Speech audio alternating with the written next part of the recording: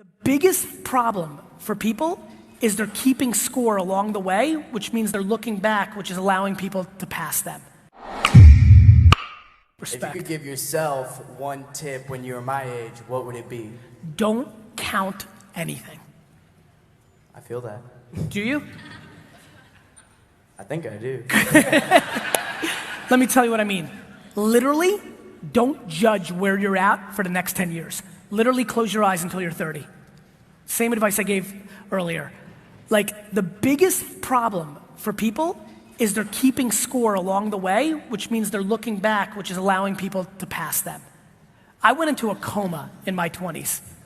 You know, just like, checked out.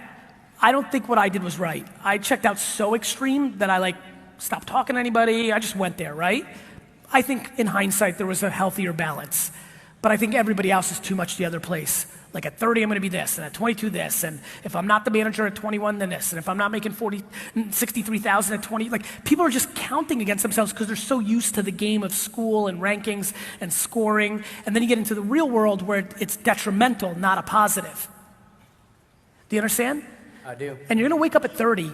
So I woke up on my 30th birthday. This is a real story. Drove to the store, looked myself in the mirror, and I said, the next 10 years are gonna be really important building years. You just did that at 20. I promise you when you're at 30, you're gonna do the same thing. So the answer is it's forever. There's important years in your 20s, there's important years in your 30s, there's important years in your 40s and 50s and 60s and 70s and 80s and 90s. So don't overjudge yourself. Learn the work ethic and the skills that match your ambition. Thank you, Gary. Never stop grinding.